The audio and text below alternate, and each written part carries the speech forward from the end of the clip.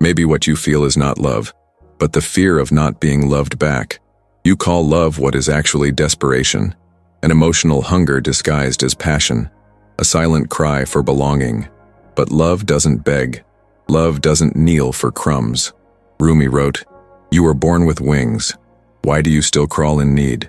This phrase echoes like a spiritual sentence, because perhaps, deep down, you know, what holds you back isn't affection, it's attachment. It's the addiction to being needed. It's the void you try to fill with someone who never truly saw you. Have you ever felt this? That connection that burns, but doesn't heal, that consumes, but doesn't embrace. You say it's love because it hurts too much to be anything else. But what if it's just the opposite? What if it hurts because it is not love? What if it's just the pain of absence, disguised as presence? Sometimes what hurts isn't the loss of the person, it's the abandonment of yourself. You abandon yourself to keep the other person. You diminish yourself to fit into spaces where your soul never fit. You believe that giving more of yourself will make the other person stay. But that's not love. It's a desperate attempt to prove you're worthy of love. And whoever made you believe that you needed to be worthy of love has already stolen your freedom long before you realized it. Rumi said that one should not seek outside what can only be healed within. And yet here we are, creating love stories based on unresolved trauma, calling connection what is actually identification with the other's pain, loving with exposed wounds, desiring urgently, begging silently. You crawl into relationships that don't see you. You cling to the slightest bit of attention as if it were oxygen. And when the other person walks away, you don't grieve for them. You grieve for the absence of the mirror where you projected your worth. It's hard to hear that, but it's liberating, because maybe this video won't teach you how to win someone over, but it can help you find yourself again, to recognize that what you felt wasn't love. It was the hope that someone would complete you. It was an attempt to silence that inner voice that screams, "You're not enough on your own." But the truth is, you already are. You always were. You only forgot this when you started trading presents for promises, when you traded your silence for unanswered messages, when you mistook crumbs for affection. And now maybe you're here, tired, exhausted from repeating cycles, from giving yourself and still feeling empty, from seeking love in places that only feed your neediness. What if it's time to stop searching? What if it's time to face this emptiness head on, not as an enemy but as a sacred calling? The soul knows, even when the heart lies, even when the body clings, even when the ego says, "There's still a way." But does it? Perhaps the greatest proof of love is letting go of what was never yours. Perhaps true freedom begins when you accept that it wasn't love. It was desire. It was fear. It was just need disguised as urgency. What if Rumi already knew this? If he saw your pain today, what would he say? The answer is closer than you think. But first, you need to get through this question. Before I continue, I want to ask you something. Breathe. Feel what this awakened in you. Because if those words touched something deep inside you, it's because there's a part of you that already knew, that already suspected, that already cried in silence for loving too much and receiving too little. So tell me here in the comments, have you ever felt that what you called love was just the fear of being alone? Write. Name your pain. Sometimes writing is the first form of healing. And if this video is making you think, if he's reminding you of parts of yourself you've tried to bury, so leave a like. This isn't just a gesture, it's a signal to the universe that more people need to hear this, that you want to spread the truth, that you're ready to let go of neediness young and rediscover your soul. Subscribe to the channel, because this journey will still show you truths no one has ever told you. Here, each video is a mirror, a portal, a scar that learns to shine. And now, we continue, because there is an invisible wound that needs to be exposed, an emotional pattern that you keep repeating without realizing it, and that Rumi had already shed light on this centuries ago. Have you ever confused intensity with love? Have you ever felt that the stronger the emotional turmoil, the truer the connection? Perhaps you believed that the chaos, the roller coaster of emotions, the ups and downs, were signs of an overwhelming passion. But what if all of this is just a reflection of an old trauma you haven't yet had the courage to face? What if what you call love is just the panic of being alone? This is the invisible problem, that need that no one sees, but that guides your choices like a silent current. You draw close to people who don't see you, who don't welcome you, who don't know how to love, but who offer you the bare minimum to keep your hope alive. And deep down, you feel something is wrong, but you can't walk away, because deep down it's not about the other person, it's about you and yourself. How many times have you accepted emotional crumbs just to avoid having to deal with the emptiness that appears when you walk away? How many times have you begged for messages, for presents, for signs that you mattered, even though you knew it wasn't love? It was just emotional survival. You learned to cling to the little, because the little was still better than nothing. But that little is what's keeping you away from everything, away from your own soul, away from the silence that heals, the space that liberates, the solitude that teaches. There's a hidden pattern behind your relationships, an emotional cycle that repeats itself like an ancient spell. You meet someone, give in too quickly, feel like you've finally found what you've been searching for, and then the suffering begins. Anxiety, insecurity, fear of being left, a need for control. And when it all falls apart, you swear you'll never love like that again, until it all starts again with a different name, a different face, but with the same pain. This isn't a coincidence. This is emotional programming. It's an unconscious script you carry from the first loves of your life. And I'm not talking about romantic relationships. I'm talking about the first place you learned what love was, your childhood. If back then you learned that love was absence, that affection was conditional, that presence was intermittent, then today you seek exactly that. Not because it feels good, but because it's familiar. And what's familiar feels safe, even if it destroys you inside. You don't want someone who loves you. You want someone who fills the void of someone who never loved you the way you needed. And this creates an endless void of expectations. You place the burden of healing wounds that aren't their responsibility on the other person. And when they fail, because they inevitably do, you feel abandoned again, rejected, small.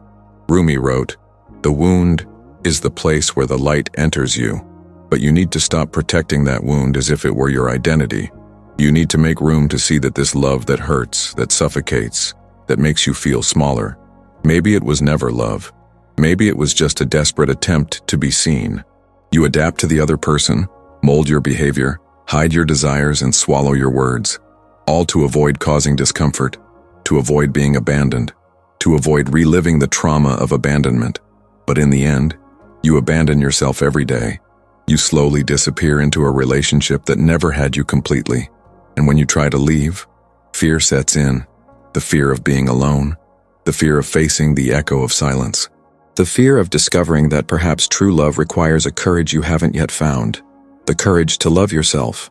Because yes, the invisible problem is that you don't know if you're loving or just trying to be needed by someone.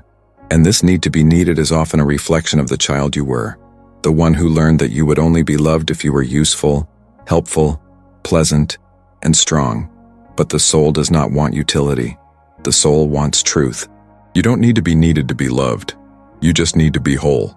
But wholeness is scary because it requires you to look at yourself, that you stop running away from yourself in the eyes of the other, that you dispel the illusion that true love is drama, dependence, urgency. True love doesn't shout, it whispers. And perhaps because you're so used to the noise of your needs, you've forgotten what silent love sounds like. It doesn't despair. It doesn't hold you back. It doesn't demand proof. It just is. But to feel this love, you must first clear the debris of relationships that were merely attempts to buffer your own pain. Are you willing to do this? Are you ready to stop calling love what only echoes your neediness? So answer me, here in the comments. Do you love, or do you just need to be needed by someone? Write this down, because maybe, just maybe, naming this doubt is already the beginning of your healing. What you seek is seeking you, but fear keeps you blind. This quote from Rumi pierces through like a whisper of the soul, because perhaps in the silence between one pain and another, you felt that there's something greater trying to find you, but your neediness speaks louder, and what should be an encounter becomes an escape. Desire is born of absence. Lack is a wounded child desperately trying to be seen. This is the spiritual root of the pain you mistake for love. You don't desire the other. You desire what the other represents within an unfilled hole. The touch you seek isn't skin. It's validation. It's acceptance.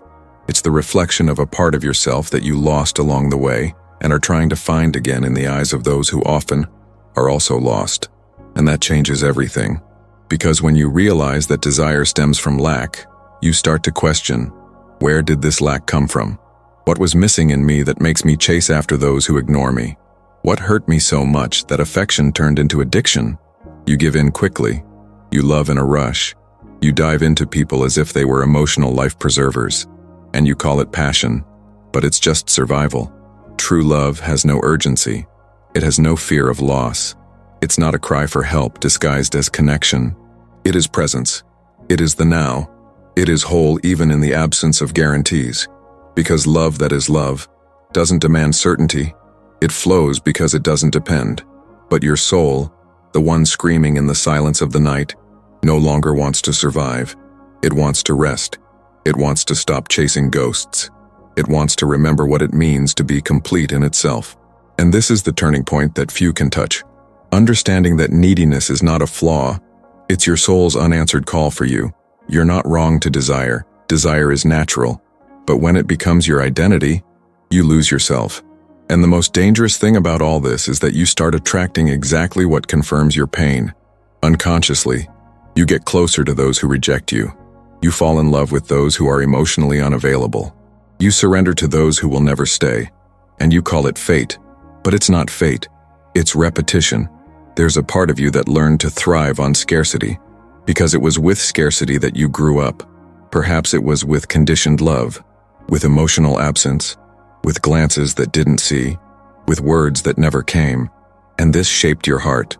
And now, even as an adult, you still carry this child inside you, waiting for someone to finally see it. And every relationship you have is an attempt to be seen by that first figure who never acknowledged you. The spiritual root of your neediness isn't in the other. It's in you. It's in the disconnection with your own soul, with your own essence. Because when you forget who you are, you begin to seek that who in others. And the further away from yourself, the more intense the hunger. And the more easily you settle for anything that seems like attention, even if it comes disguised as control, rejection, or indifference. Rumi said the soul knows the way. We just need to silence the noise around us, but this noise comes from within. It's the unheard screams, the uncried tears, the loneliness you've swept under the emotional rug. And all of this becomes a need. It becomes a compulsion.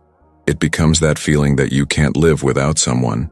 And this dependence isn't romantic. It's tragic. Because as long as you need another person to exist, you will never be free. And love does not flourish in prisons. Maybe you're stuck right now. Stuck in an idea of love that hurts, controls, and empties you. Stuck in a relationship that makes you feel inferior. Stuck in a past that your self-esteem has never been able to escape. But the key was never in the other person. It was always in you. When you reconnect with your soul, when you begin to listen to your silences, when you embrace your shadows, desire begins to change. It stops being a cry for help and becomes an expression of what is already full. And the lack dissolves, because you stop begging for love and start living from it. True love needs no guarantees, because it isn't born of absence. It's born of the abundance of those who have already found each other. It isn't control, it isn't possession, it isn't urgency. It is acceptance. It is freedom. It is what endures, even when the other person leaves. But to get there, you need to cross the most difficult bridge, the one that takes you back inside. And this journey hurts, because you'll need to look at everything you've avoided. You'll need to listen to the wounded child inside you saying, "I just wanted to be seen." You'll need to embrace parts of yourself you thought were weak, and you'll realize that in them lies your true strength. Because there is no spiritual awakening without confrontation, and there is no true love without a profound reconnection with your own soul. The question now is no longer, why doesn't he love me? But why do I still believe I need to be loved to feel whole? That's where awakening begins. And maybe that's why you're here. Not to understand others, but to finally see yourself. Because what you seek is seeking you, but your fear still prevents you from seeing it. Have you ever felt like there's a part of you that you've abandoned and try to rediscover in every relationship? Write it in the comments. Maybe the phrase you've avoided most will be the one that will heal you the most. I looked for myself in the eyes of those who could never find me. What no one told you is that love doesn't bind. It liberates. This is the hidden key that most people spend their entire lives without finding. Because they were taught to confuse dependence with connection, possession with presence, control with care. They were taught to believe that love is holding, protecting, and guaranteeing. But true love doesn't need cages. It only flourishes where there's space. And perhaps that's why you're still trapped in the cycle of neediness, repeating the same patterns of desperate surrender, trying to be enough for someone who never knew how to receive you completely. Because deep down you still believe you need to earn the right to be loved. You believe that if you do enough, if you give enough, if you're understanding, loyal, present, you'll finally receive what you've been waiting for. But that's not love. It's an emotional exchange disguised as pure feeling. And pure love doesn't demand payment. You spent too much time begging for emotional scraps. Too much time confusing sporadic attention with true affection. Too much time trying to be half of yourself to fit in with the little the other person offered.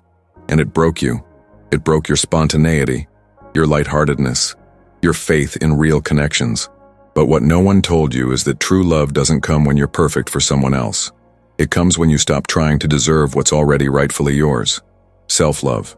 The hidden key isn't in the other. It never was. It's always been within you, hidden beneath layers of fear, trauma, expectation, and illusion. You only find true love after you stop begging for someone to fill your absence. Because as long as you seek fulfillment outside, what comes will always be scarce, temporary, and painful. Rumi said, "Free yourself from the shackles of the mind, and you will find the doors of the heart." But to do so, you need to escape the prison of the idea that you will only be happy when someone chooses you. You need to let go of the illusion that someone else holds the key to your peace. The key is not given by anyone. The key is recognized. And it only appears when you decide to stop running away from yourself. How many times have you held on to someone who had already left, just because you were afraid of the silence? How many times have you stayed because you were afraid of being alone, even though you knew that relationship was draining you? That's not caring. That's panic. And true love is never born of panic. It's born of freedom. It's born of the space you offer for the other person to be who they are, without it threatening your existence. But if your existence still depends on others, it's because you haven't returned home yet.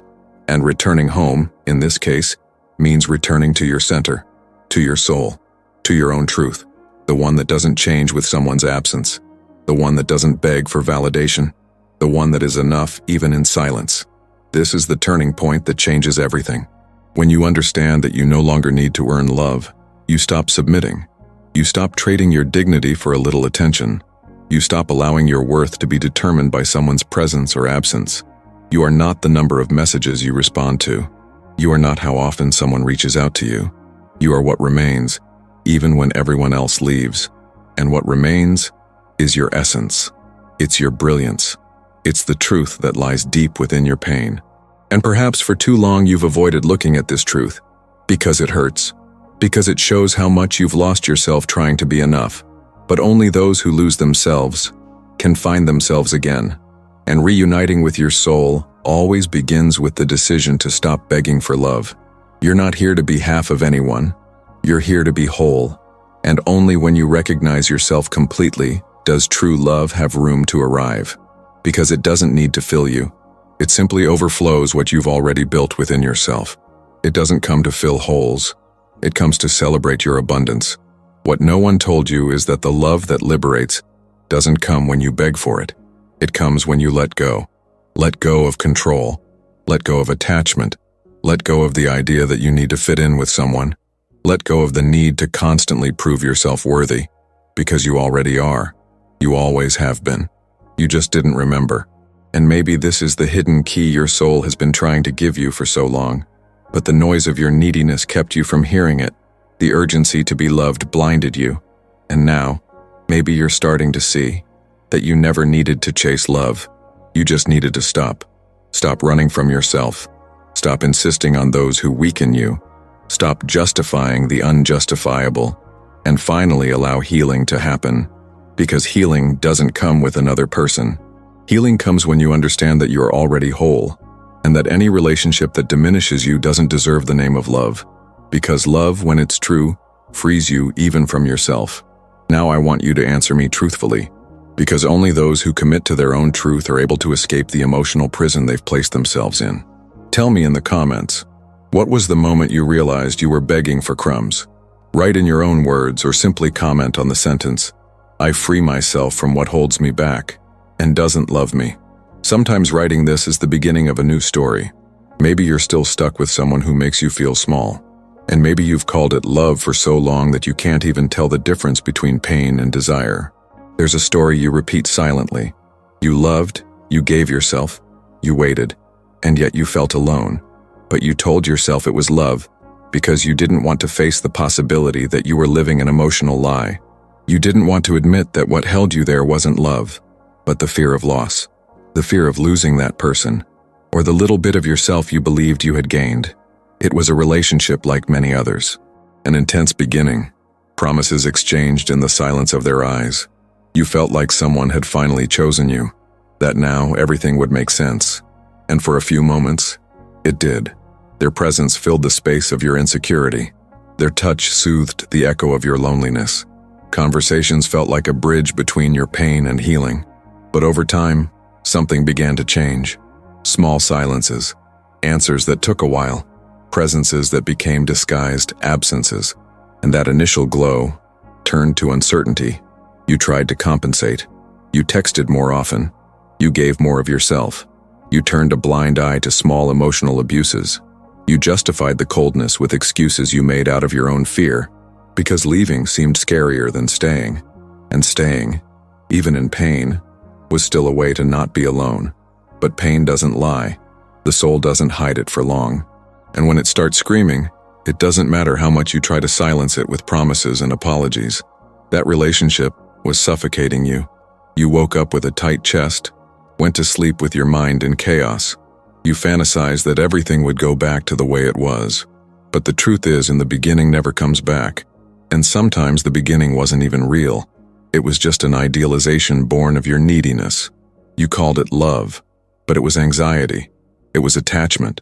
It was emotional dependence disguised as surrender. And the more you gave, the less you received. Because true love isn't born of demands. It blossoms in freedom. But you didn't know that yet. So you kept trying, forcing, insisting, believing that just one more gesture, just one more test, just a little more patience, and everything would fall into place. But it didn't, because you were the one dismantling yourself to fit. And then one day, something broke. It might have been a harsh word, a silence too long, an absence that lasted for days, or it might have just been fatigue. The fatigue of always being the last one seen, the last one prioritized, the last one truly loved. And you finally realized this wasn't love. It was a desperate attempt not to disappear. It was at that moment that everything began to change. At first, leaving seemed impossible. The pain of the breakup was brutal. You felt naked, exposed, lost. But little by little, something began to blossom. A small spark, a whisper of the soul, a memory of who you were before you bent over backward for love. And in that space, peace began to grow. A silent peace, unlike anything you'd ever known. Because now it didn't depend on anyone. It was yours. It was your presence within yourself. Your rediscovered companionship, your own embrace, your reunion with your wholeness. Before, you lived in constant anxiety. You woke up afraid of losing someone. You went to sleep afraid of not being loved. You were held hostage by the other person's reactions. An unanswered message would ruin your day. A cold look would break you inside. Your mood was controlled by the other person's presence or absence. And you believed this was normal, that this was what love was. But now you know it wasn't. Because today, after everything, you feel something else. Presence. Peace. You no longer need someone to feel seen. You look at yourself. You take care of yourself. You realize that deep down, everything you sought in others was just a reflection of what you had forgotten to give to yourself. Today, you understand that love isn't a burden. Love isn't fear. Love isn't constant doubt. Love is lightness. It's clarity. It's calm. It doesn't need to prove anything, nor make amends, nor erase yourself. True love begins when you stop begging and start choosing yourself. Maybe you're still in this process. Maybe you're still living in the before phase, and that's okay. This pain is also part of the healing. But listen to this. There is an after. There's a new place within you that's being born. A place where you no longer need to chase after anyone to feel complete.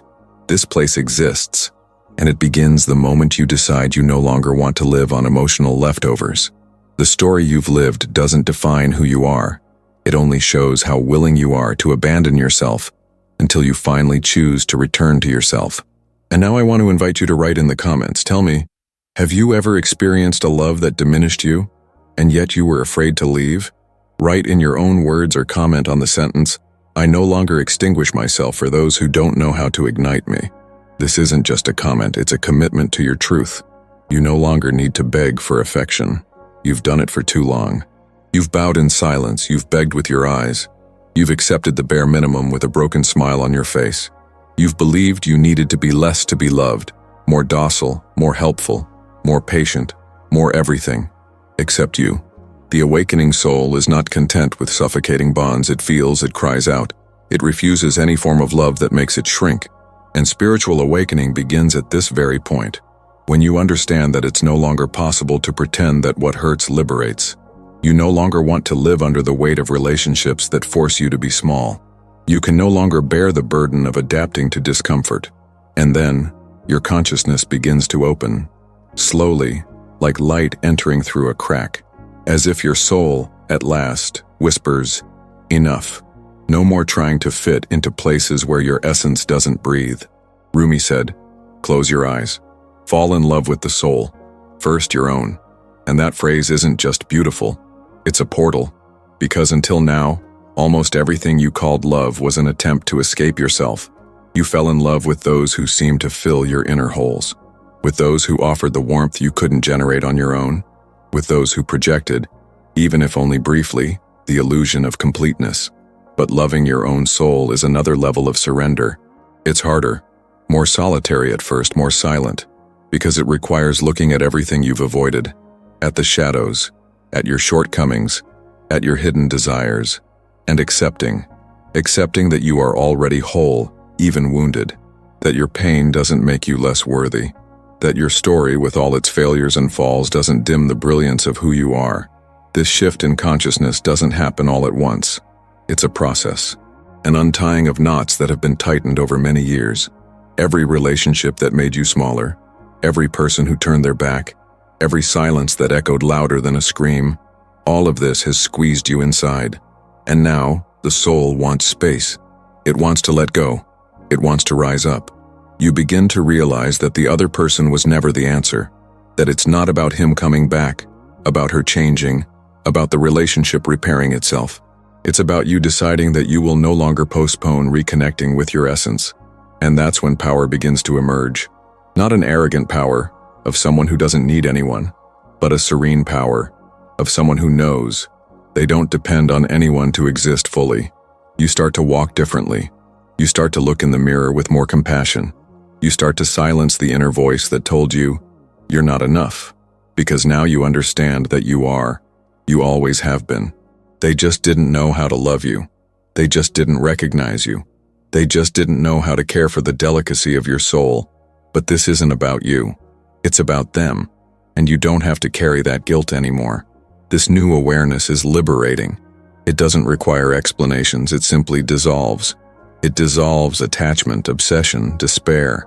You stop insisting on those who don't choose you. You stop sending messages that go unanswered. You stop corroding yourself over those who don't see you. And instead you turn inward, to your silence, to your body, to your own presence. And suddenly, what once hurt begins to seem distant. You remember fondly, but without longing. You understand without needing to relive it. You embrace without wanting to win it back, because you've won yourself back. And when you belong to yourself, no one else has the power to hold you back. This shift is subtle but devastating. It destroys the old me, the one who begged, and gives birth to the new, a calmer, more whole me, one who doesn't settle for less, not because it demands too much, but because it knows itself too well to accept less than it deserves. And then something starts to happen. People feel it. They realize something has changed, that your energy is different now, that you no longer vibrate in desperation, that you're no longer available for superficial relationships, and true connections begin to come your way, not because you're searching, but because you've become magnetic, authentic, spiritual. The awakened soul attracts that which resonates with its vibration and repels everything that tries to place it back in emotional prison. You no longer need to fight for love. You are love. You live love. You breathe love. And this is visible, even in your silence. But all this only becomes real when you decide to fall in love with your own soul. And that takes courage. The courage to be alone, to grieve what never was, to let go of illusion, to no longer settle for lukewarm loves. Because now you know, your inner fire is too sacred to be extinguished by those who only arrive with wind. And when you reach this awareness, there's no turning back. There's no more room to return to pain disguised as love. There's no more desire to chase. Because the peace that arises within is better than any absent presence. And that peace, no one can take away. Now tell me, have you ever felt like you finally turned the key? Write below or comment with the phrase, "I choose myself without fear of losing anyone." Sometimes writing this down is the first step to solidifying your liberation. If you've come this far, it wasn't by chance. Your soul recognized every word.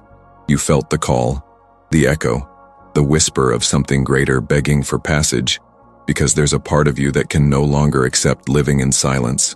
That's ready to break the cycle of need. That's tired of surviving, and now wants to be reborn. If this video has kept you engaged this far, subscribe to the channel, because this journey is just beginning, and each new video will be a mirror, a portal, a healing space where you will remember, little by little surely, all that you are. Leave a like if you felt it. It's the simplest way to say, I want more of this. And now, watch the next video that's appearing on the screen. It's made for those who are ready to take the next step. Your soul doesn't want explanations, it wants rebirth. And the path has already begun.